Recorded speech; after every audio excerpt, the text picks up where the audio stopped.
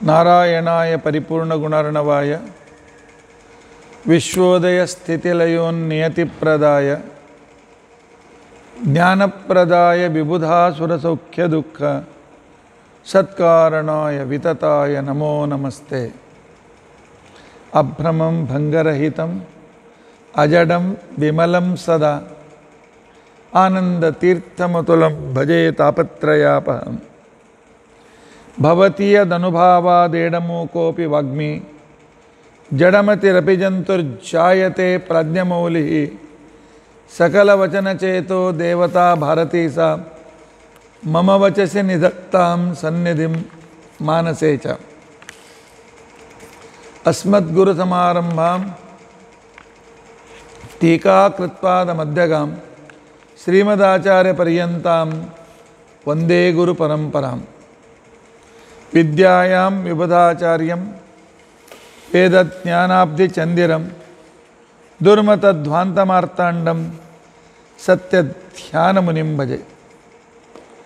50 वर्षपर्यन्तं सततं रामपूजकः श्री सत्यप्रमोदगुरुराट् भासतां नो हृदम्बरे।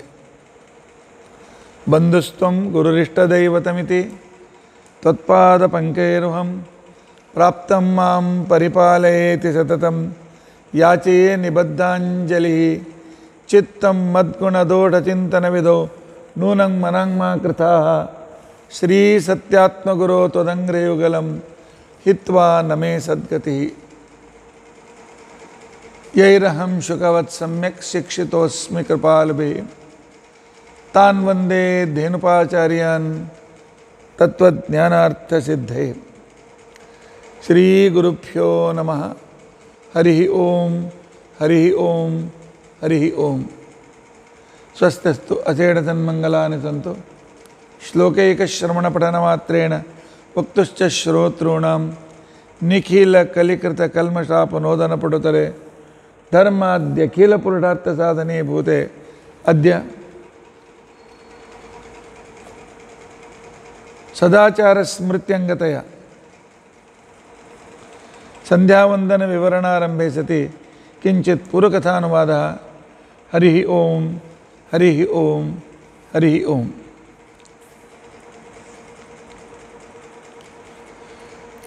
हम संध्यावंदन में अर्घ्य प्रदान, उसके बाद देवता तर्पण, उसके बाद करशुद्धि, करन्यास, अंगन्यास तक हम पहुंच गए हैं। अभी जब से पहले जब करते समय अनेक गलतियां हम करते हैं। इसके लिए जब के लिए सैकड़ों नियम हैं। उनमें कुछ नियम बताता हूं, जितना हो सके उतना हमें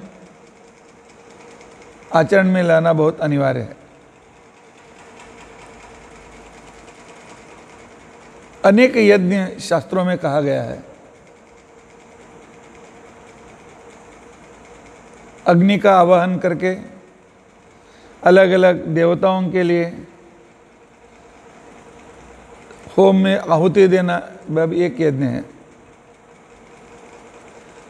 और अध्ययन करना यह भी एक यज्ञ है, अध्यापन करना यह भी एक यज्ञ है, प्रवचन करना यह भी एक यज्ञ है, और प्रवचन सुनना यह भी एक बड़ा यज्ञ है। उसी तरह जप भी एक बहुत बड़ा यज्ञ है। जप का मतलब है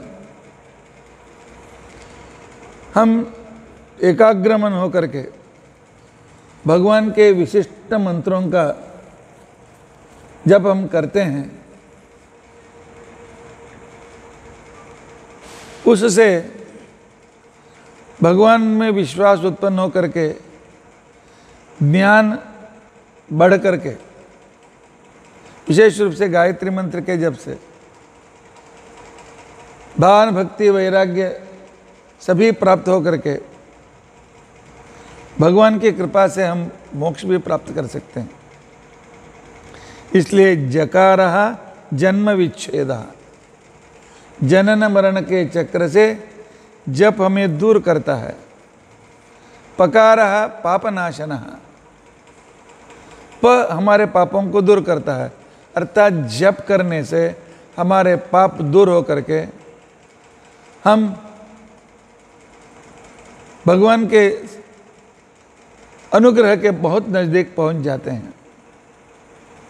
इसीलिए भगवत गीता में श्री कृष्ण ने बताया कि यज्ञानाम जप यज्ञोस्मि, सभी यज्ञों में जप यज्ञ के में मैं विशेष सन्निधान रह करके उसके द्वारा मैं तो सभी को विशेष अनुग्रह करता हूँ। अग्नि पुराण भी उसी तरह का अभिप्राय व्यक्त करता है। जप यज्ञेन वै यज्ञाः कलाम नारहन्ति षोडशीम, जप यज्ञ के सामने दूसरे सभी यज्ञ बहुत कम प्रभाव के होते हैं। इतना ही नहीं, हम दो तरह के रोगों से पीड़ित रहते हैं, एक शारीरिक पीड़ा और दूसरा मानसिक पीड़ा। शारीरिक रोग और मानसिक रोग क्रम प्रकार गायत्री मंत्र के जप से शारीरिक रोग भी नहीं होते हैं, मानसिक रोग भी नहीं होते हैं। जपिनम नोपसर्पन्ति व्याधश्च आधयो ग्रहा, आधि और व्याधि, व्याधि ये शारीरिक रोग है, आधि यह मानसिक रोग है। इसके लिए अग्निपुराण कहता है कि अग्निपुराण में बहुत जप के बारे में विवरण आए हैं। अग्निपुराण आगे और भी कहता है, भुक्ति ही, इस संसार में रहते जब तक आयु है आनंद ही आनंद आपको मिलेगा, समृद्धि मिलेगी। बाद में मृत्यु पर जय अर्थात मुक्ति मिलेगी और विशेष रूप से हमारे कार्यों में जय भी मिलेगा। जपेन प्राप्नुयात् फलम, जप से ये सभी इतने फल होते हैं। इतना ही नहीं, स्वाध्याय ज्ञान यज्ञ बहुत महत्व दिया गया है। उसी तरह जप से भी बहुत श्रेष्ठ फल मिलता है। इस तरह वशिष्ठ स्मृति हमें सूचना देती है। वशिष्ठ कृत में कहती है, जपताम जुह्वताम चैव,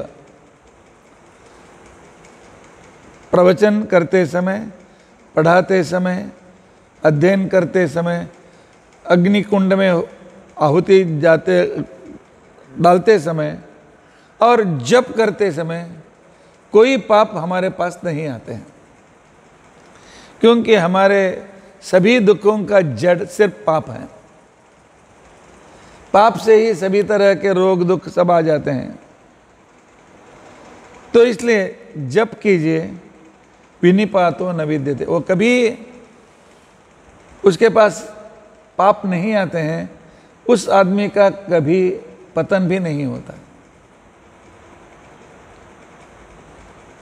वृद्ध पराशर स्मृति हमें बताती है, जप्यानि घ्नन्ति पापानि, जप से पाप दूर हो जाते हैं और हमारी कीर्ति देवताओं तक चली जाती है, देवता अनुग्रह प्राप्त होता है। इसलिए जो अपना मंगल चाहता है उस व्यक्ति को जप करना बहुत अनिवार्य है। अतो जपम सदा कुर्यात्। अग्नि पुराण और भी आगे जाता है, भगवान विष्णु की कृपा से ही सब कुछ मिलता है। जप ध्यानादि युक्तस्य विष्णु शीघ्रम प्रसीदति। जप और ध्यान करने वाले व्यक्ति पर भगवान बहुत जल्दी संतुष्ट हो जाते हैं। इसके लिए जप करना अत्यंत आवश्यक है। विशेष रूप से जो यज्ञ याग आदि ब्राह्मण कर्म में, पौरोहित्य कर्म में हैं और जिनके लिए अध्ययन आदि शास्त्रों में कहा गया है, उनके लिए तो जप से बहुत श्रेष्ठ कोई वस्तु नहीं है। रोज 1008 गायत्री पे करो, तुम्हारी जिंदगी में कभी दुख आपके सामने नहीं आएंगे। इसलिए महाभारत कहता है ब्राह्मण्य का रक्षण करना है, कम से कम कुर्यात अन्यम नवा कुर्यात मैत्रो ब्राह्मण उच्यते। दूसरे होम अध्ययन अध्यापन यजन याजन उनमें जितना होता है करो, नहीं होता है तो गायत्री जप करते रहो, बस आपका ब्राह्मण्य कभी दूर नहीं होगा। आप में जो भगवत भक्ति है वह दूर नहीं होगी। इतना ही नहीं, जैसे पशु खाना देने के बाद उनको घास इत्यादि देंगे तो उनकी शक्ति कैसे बढ़ती है, उसी तरह जप करने से हम लोगों की शक्ति बढ़ती जाती है, वह व्यक्ति शक्तिमान बन जाता है। इतना ही नहीं, जप और तप ध्यान करने वाला ब्राह्मण विशेष रूप से, दूसरे भी जो दूसरों के बारे में बोलते हैं वह सच हो जाता है। अभी उसका ग्रह कैसे भी हो, लेकिन वह कहता है कि ग्रह कुछ होने दो, कि आप भगवान से प्रार्थना करो, आपको भला होगा तो होगा ही। ग्रह कैसा भी हो, कितने भी विरुद्ध हो,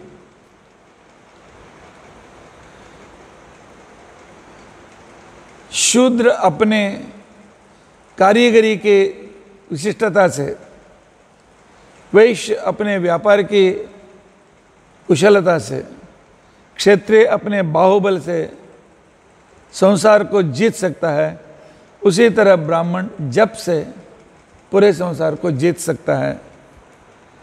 इस तरह वशिष्ठ स्मृति कहती है, क्षत्रियो बाहुवीर्येण तरेद आपदमात्मनः जपैर्होमैः द्विजः आपदः तरेद। इतना ही नहीं, गुरु का अनुग्रह जब आपको चाहिए, गुरु के अनुग्रह से आप विद्या प्राप्त करने की इच्छा रखते हो तो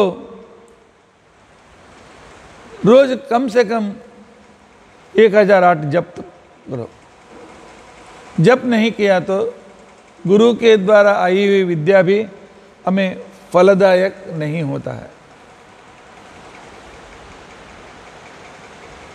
इतना ही नहीं,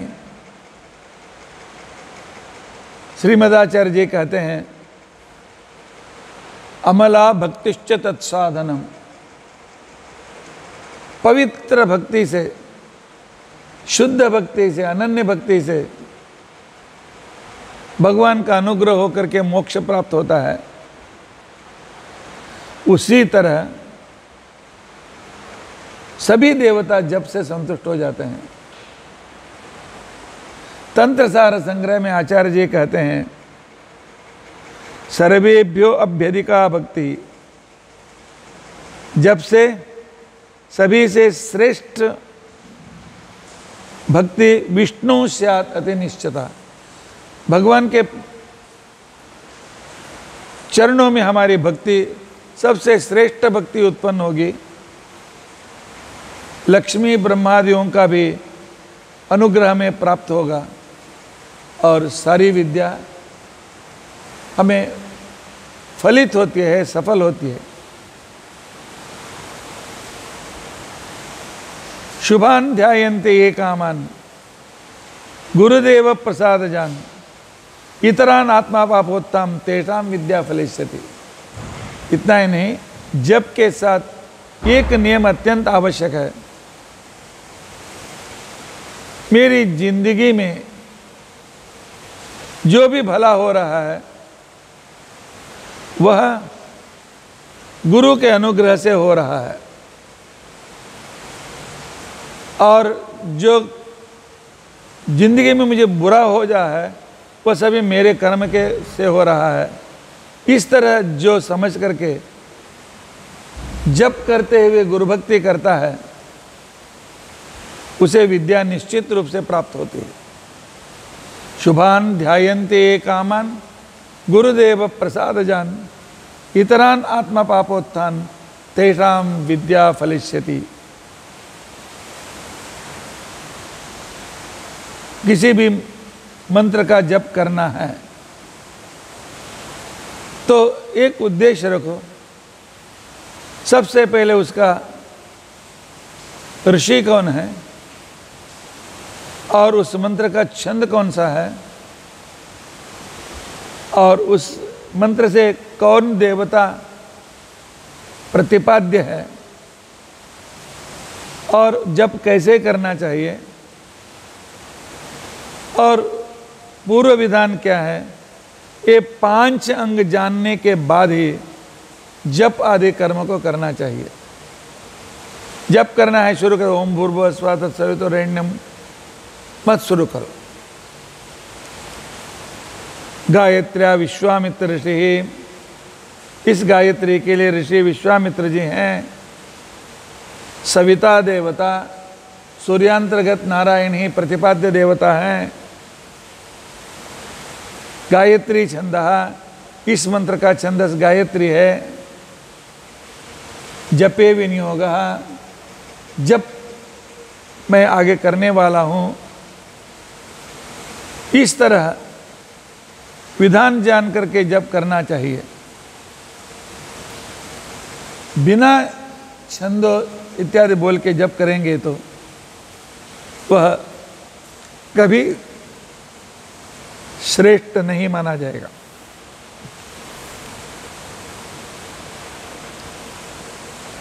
समय होते हैं मुझे बता दो।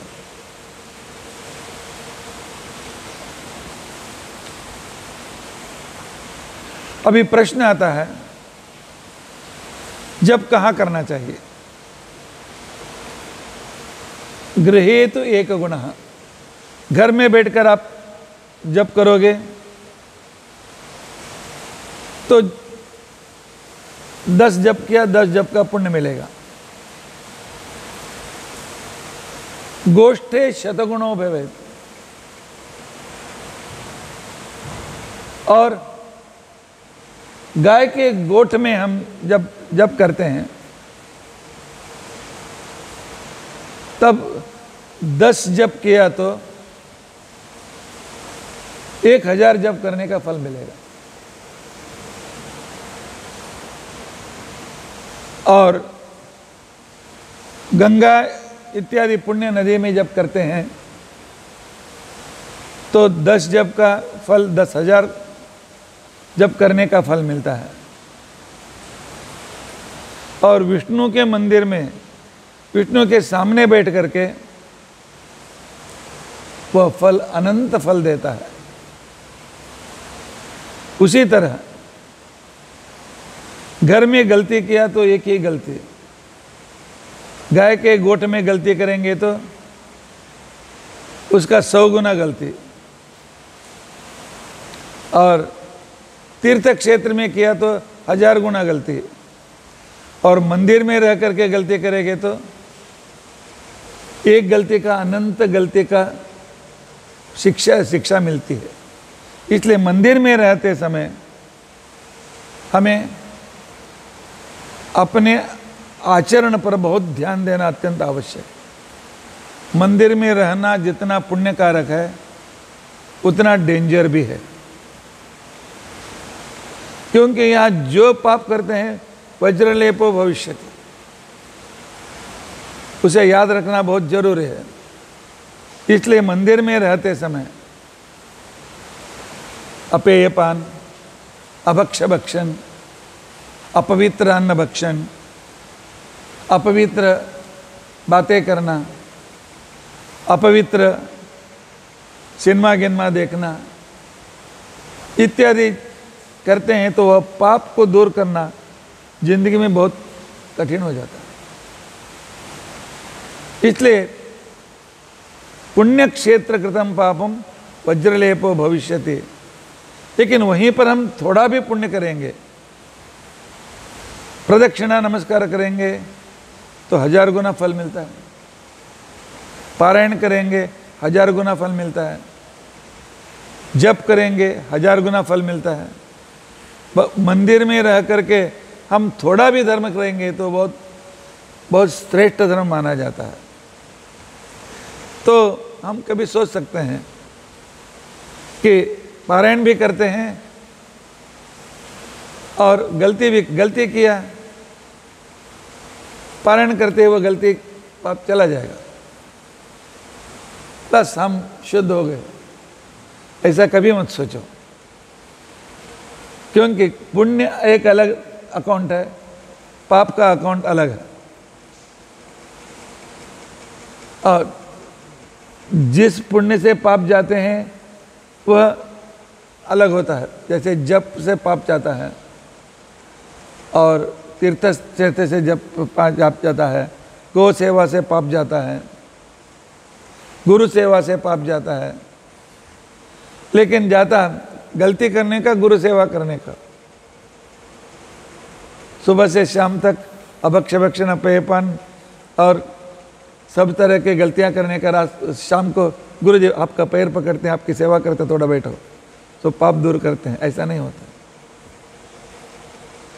एक जब अज्ञान से करते हैं तो निकल जाता है, एक बार प्रायश्चित किया उसको रिपीट नहीं करना चाहिए।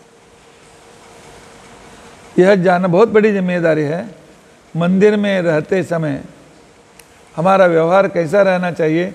सामने स्वामी जी बैठे हैं, वीआईपी बैठे हैं, उनके सामने कैसे रहना चाहिए, उस तरह रहना चाहिए मंदिर में रहते समय। इसके लिए हम जो भी करना है बावड़े के पास जाकर के बैठ कर करते हैं, लेकिन वह और भी वो तीर्थ क्षेत्र है, बावड़ी तीर्थ क्षेत्र है। वो मंदिर का कोई भी भाग वहाँ मंदिर ही है, तो इसके लिए ऐसा नहीं चलेगा। तो इसलिए मंदिर में रहते समय पाप पुण्य के बारे में बहुत बहुत हमें सोचना बहुत जरूरी है।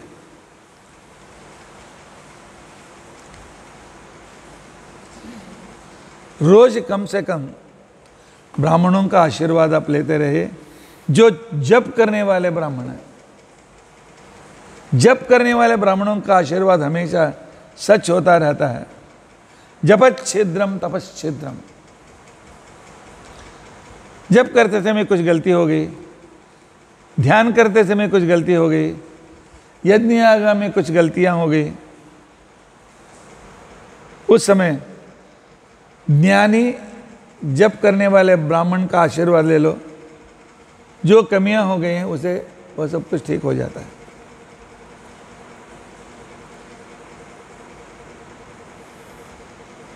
गायत्री जप को छोड़ करके, संध्यांग गायत्री जप को छोड़ करके दूसरे सभी जप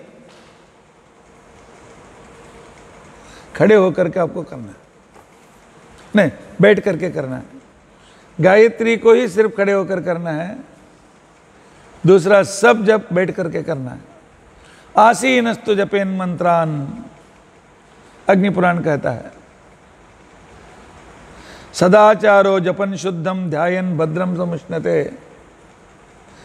सुधा शिवपुराण हम ये कहता है कि जप करके हमारा आचरण हम पवित्र रखेंगे, तब हमारी जिंदगी में सब सुख ही सुख है, बहुत अनुकूलता मिलती जाती है। ध्यानात् शांतो जपेन मंत्रम, जपा शांतश्च चिंतयेत्। ध्यान से एक एकाग्रता प्राप्त होती है, एकाग्रता प्राप्त होते ही जप करो, और जप के बाद इतनी शांति मिलती है तब भगवान का चिंतन हम हमेशा करना शुरू करते हैं। अग्नि पुराण कहता है, जब सबको सुना इसलिए जोर जोर से मत करो, जोर से जप करने से बजाय उपांशु तत्सवितुर्वरेण्यं भर्गो देवस्य, वो शब्द सिर्फ हमें सुनाई दे, वो उपांश कहता है, उससे भी 10 गुना फल ज्यादा मिलता है। उससे भी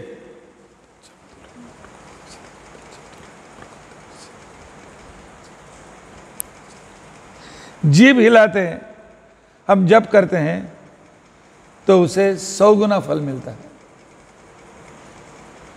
और मन में गायत्री मंत्र और उसका अर्थ चिंतन करेंगे तो 1000 गुना फल मिलता है। इसलिए गायत्री मंत्र के अर्थ को पहले जान लेना बहुत अत्यंत आवश्यक। उसी तरह जो भी मंत्र हम करते हैं उसका अर्थ जान लेना अत्यंत आवश्यक होता है। और जब गायत्री मंत्र करना है तो उसका उदात्त अनुदात्त जो भी है विशिष्ट रूप से कहना बहुत जरूरी है। तत् ओम भूर्भुवस्वः तत्सवितुर्वरेण्यं भर्गो देवस्य धीमहि धियो यो नः प्रचोदयात्। इसी तरह करना है, जोर से नहीं, मन में स्वर उच्चावच नहीं तो ओम भूर्भुवस्वः तत्सवितुर्वरेण्यं भर्गो देवस्य धीमहि ओम भूर्भुवस्वः तत्सवितुर्वरेण्यं भर्गो देवस्य धीमहि ओम भूर्भुवस्वः तत्सवितुर्वरेण्यं भर्गो देवस्य धीमहि धियो यो नः प्रचोदयात्। इससे फल नहीं मिलेगा। तत्सवितुर्वरेण्यं भर्गो देवस्य धीमहि धियो यो नः प्रचोदयात् धियो यो नः प्रचोदयात्। इसी तरह स्वर के साथ जप करना है। यदुच्च नीचैः स्वरितः स्पष्टात् स्पष्टपदाक्षरैः मंत्रमुच्चारयेद्वाचा वाचिकोऽयं जपस्मृतः। अर्थात जोर से हम बोलते हैं उसे वाचक जप कहते हैं। अभी मैं ओम भूर्भुवस्वः तत्सवितुर्वरेण्यं भर्गो देवस्य धीमहि धियो यो नः प्रचोदयात्। दूसरों को सुनने के जैसे जप किया तो वाचिक जप माना जाता है।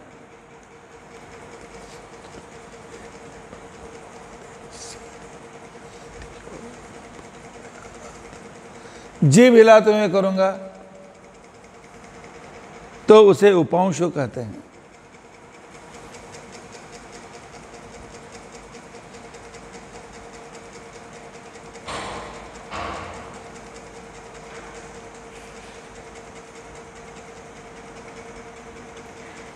जीभ नहीं हिलाते ही बिना अर्थ चिंतन करते समय, और उस मंत्र को भी मन में ही उदात्त अनुदात्त उसके लिए प्रैक्टिस करना पड़ता है।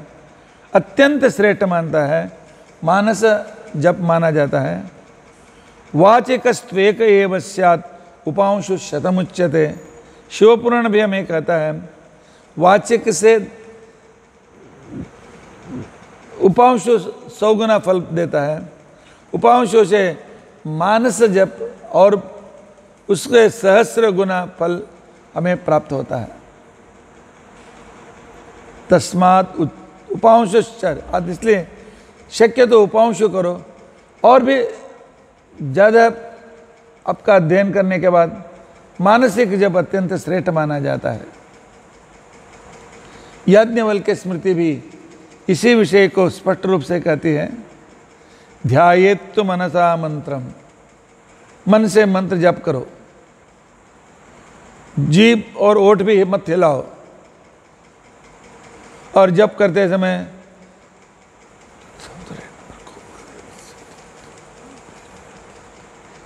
सिर हिलाना भी गलत है। कुछ लोग सिर हिलाते हैं। अग्निमीले पुरोहितम यज्ञस्य देव मृत्युजम।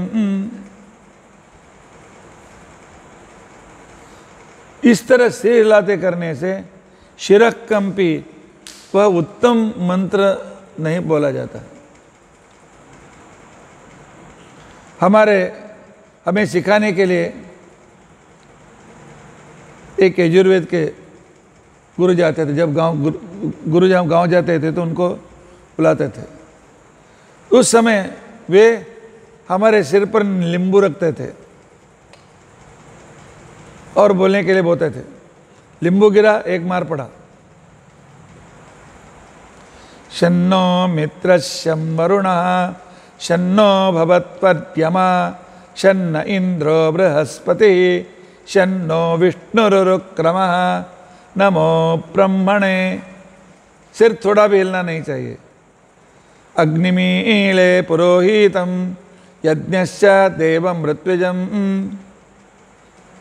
उसी तरह स्वादिष्टया मदिष्टया पवस्वसो मधारया इंद्राय पातावे सुतः। सिर हिलाए बिना भी उदात्त अनुदात्त प्रैक्टिस करना पड़ता है। वह अत्यंत श्रेष्ठ माना जाता है। इसलिए उतना ही नहीं, अपने दांत मत दिखाइए, क्योंकि जब थोड़ा जोर से किया जाता है तब राक्षस पिशाच उसे लेकर चले जाते हैं। मुंह बंद किया तो राक्षस पिशाच नहीं आते हैं। और एक नियम निश्चित रूप से है, जप करते समय उस पर एक कपड़ा डाल करके जप करो। तुम्हारा जप किसी को दिखाई नहीं देना चाहिए। दूसरे मंत्र में तुलसी मंत्र से गाते हैं तो वे उसके ऊपर एक कपड़ा रहना बहुत जरूरी है। वृद्ध मनुस्मृति कहती है वस्त्रेणाच्छाद्य तो करम दक्षिणम, वह भी दाहिने हाथ से जप करो। चाहे लेफ्टी हो फिर भी जप करना दाएं हाथ से करना। दाहिने हाथ से आपको करना है, बाएं हाथ से नहीं करना है। और जो पाठ प्रवचन अध्ययन कर रहे हैं विद्यार्थी, कम से कम 1000 जप रोज करना ही है। 1000 जप निश्चित रूप से आपको करना है। गिनना चाहिए कि हम नहीं गिनते हैं।